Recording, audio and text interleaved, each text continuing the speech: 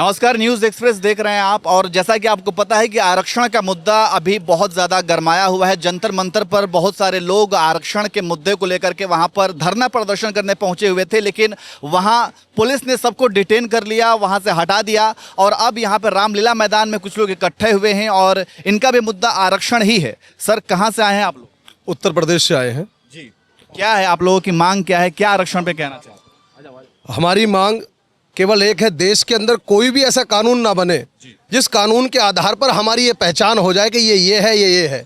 हम देश को, अगर हमने, हमारे पूर्वजों ने प्राणों का बलिदान दिया है देश के लिए, अपने बच्चों ने प्राणों का बलिदान दिया, माता बहनों की राखी की बांधने वाली कलाइयाँ सूनी हो गई इस देश के लिए, इस चीज़ के लिए कि हमारे बच्चे पढ़ेंगे तो कानून के आधार पर उनको बंटवारा होगा। ये ठाकुर है, ये बनिया है, ये ब्राह्मण है, जनरल है, ये ओबीसी है, एससी। आप देश को तोड़ने में लगे, देश को जोड़ने में लगे। आज कानून के आधार पर ये परिभाषा तय करते हो। क्या भूख की परिभाषा कानून के आधार पर तय करोगे? क्या भूख सबको नहीं लगती? क्या भूख जाति को देखकर आती है? क्या घरों में जातियां, कमजोरी या मकान जो है वो केवल जाति के आधार पर बने? आज देश के अंदर गरीबी की परिभाषा क्या तय करोगे? क्या गरीबी के आधार पर जाति देखोगे? अरे गरीब कौन नहीं हो सकता? आज रोटियां घरों में नहीं बन रही हैं, चूल्हे में रोटी नहीं बन रही, और उनके बेटे आज जनरल के हैं या एससी के हैं, ओबीसी के, इन पहचान कर रहे हो। आज जनरल के नाते वो लोग अपनी नौकरी नहीं पा रहे। आज प्राथमिकता ये नहीं रह गई आपकी योग्यता क्या है, प्राथमिकता रह गई आपकी जाति क्या है। तब देश के मुखिया से आह्वान है आज के युवाओं का है कि हमारी गलती क्या है, हमारे पूर्वज ने प्राणों का बलिदान दिया, उनकी गलती क्या थी? क्या हम देश को जोड़ने में नहीं लगे थे? क्या हमने प्राणों का बलिदान इसलिए दिया कि आप आओगे, गद्दी पर बैठोगे और हमारा बंटवारा कर दोगे? आप प्रमाणिकता के आधार पर बात नहीं करोगे, आप जाति के आधार पर श्रेष्ठता तय करोगे।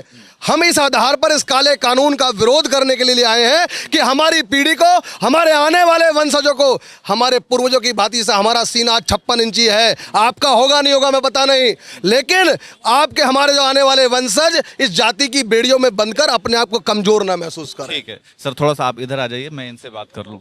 सर, ये मतलब एक और चीज़ है कि मैंने बहुत सारे लोगों से बात की, ये कहना है कि स्वर्ण समाज ने 2 सीट से 302 तक पहुंचाया, लेकिन आज उन्हीं सवर्णों की नहीं सुनी जा रही है। मोदी सरकार नहीं सुन रही। बिल्कुल नहीं सुन रही है। ये आप देख नहीं रहे हो हमारे साथ कितना शोषण हो रहा है। आप लोगों को दिखाने की ज़रूरत ही नहीं है। आप तो संविधान का चौथा स्तंभ हो, मीडिया को लेकर साथ चलते हो, तो आपको तो हमसे ज़्यादा भली भांति मालूम है कि हमारे साथ कितना शोषण हो रहा है हमारे समाज के साथ। हमें नौकरियां नहीं मिल पा रही हैं, हमारे बच्चों को यूनिवर्सिटी में उनके मार्क्स के आधार पर एडमिशन नहीं मिल पा रहे हैं।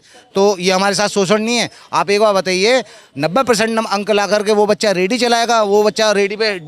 लेकिन EWS का एक तर्क दिया जाता है। EWS तो है ना 10% इकोनॉमिकली वीकर सेक्शन जो जनरल को मिलता है। EWS की परिभाषा मैं आपको बताना चाहता हूँ, बहुत भली बात ही। EWS क्या है? EWS मेलोडी दे दी इन्होंने हमें।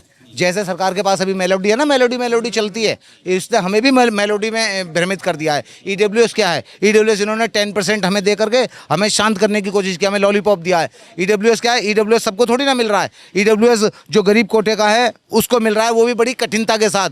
हम ये भी डिमांड करते हैं EWS का आरक्षण हमारा बढ़ाया जाए और EWS को सरलीकरण इसमें किया जाए। अब आप देखिए ना, अन्य जातियों में आरक्षण सभी को मिलता है, उसमें क्रीमी लेयर इन्होंने क्राइटेरिया नहीं बनाया। जो अमीर हैं, जो 4 बार के सांसद बने हुए हैं, संवैधानिक पदों पर बैठे हुए हैं, उनके पीढ़ी दर पीढ़ी उनको आरक्षण का लाभ मिलता आ रहा है। लेकिन हमारे यहाँ सभी, किसी भी सब नागरिकों को आरक्षण का लाभ नहीं मिल पा रहा है। जो भी हमारे यहाँ गरीब तबके के लोग हैं, सिर्फ वही, और वो भी बहुत कठिनाई से, उनका बन ही नहीं पाता EWS, तो वो कहाँ लाभ उठा पाएंगे? अच्छा, ये जो नाराजगी है आप लोगों की, ये जाहिर सी बात है प्रधानमंत्री मोदी से है।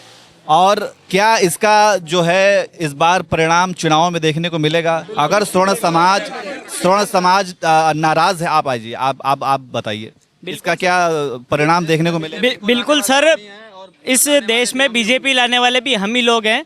हमारे स्वर्ण समाज सबसे आगे खड़ा हुआ था, और आने वाले चुनावों में हम भी ये साबित करके दिखाएंगे कि ये बीजेपी वापस सत्ता में नहीं आने वाली है। और उसके अलावा मैं कहना चाहता हूँ कि आरक्षण क्या है। तो आरक्षण संविधान की वो दिमाग है जिसने पूरे देश को खोखला किया है, देश की गति को रोका है, देश में जो भी सुविधाएं होने वाली थी उनमें कहीं ना कहीं पैर पसारे हैं, और इन्होंने कहीं ना कहीं जिनका हक था उनका हक खाया। और आज भी ये लोग कहते हैं कि हम प्राइवेट सेक्टर में आरक्षण लाने वाले हैं। तो हम आपसे यही कहते हैं कि सर, अपनी खून पसीने की कमाई एक बार इन्वेस्ट करो, उसके बाद में आप प्राइवेट सेक्टर में आओ, तब जाके हम आपके अधीन कार्य करेंगे।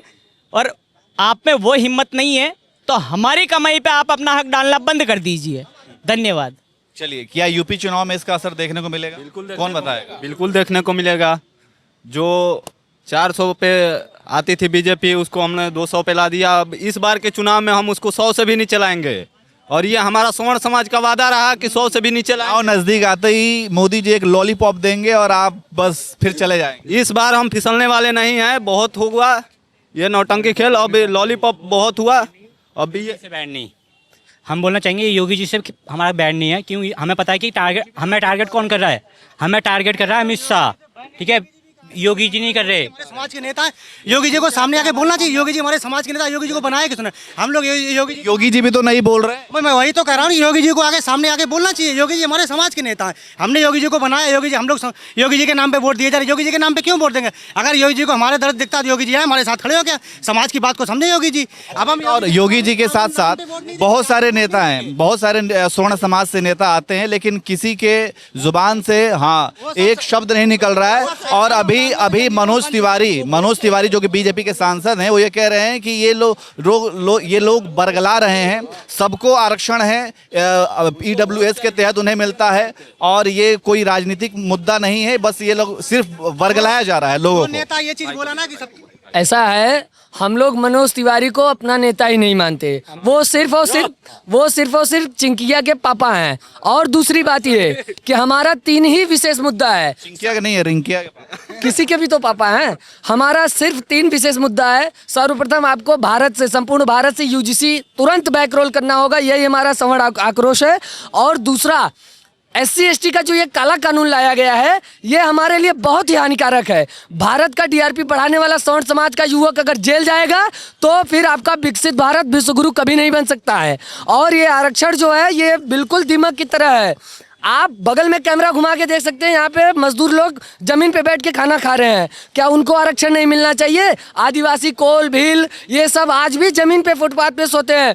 राजवाड़े हमसे इसलिए लिए गए थे क्योंकि कहा गया था, चंद नेता गए थे, बोले कि हमको आप राजवाड़ा दे दीजिए, हमको शोषितों और वंचितों का उद्धार करना है। 70 साल से आरक्षण लेते आ रहे हैं, अभी तक ये इनका उद्धार नहीं हो चुका है। और ये जो केंद्रीय मंत्री बनकर के संसद में बैठे हैं, इनको किस प्रकार से आप आरक्षण मांग रहे हैं? आरक्षण तो जात पे नहीं देना चाहिए। आरक्षण जात पे नहीं देंगे आप। आरक्षण सिर्फ और सिर्फ आर्थिक आधार पे गरीब मजदूरों को मिलना चाहिए, न कि आप जात विशेष देख के। 70 साल से कांग्रेस ने वक्फ बोर्डों को दिया, आप यहाँ पे आके आरक्षण का भीख दे रहे हैं। सवर्ण इस देश के नागरिक नहीं है, हमने भी देश में बलिदान दिया।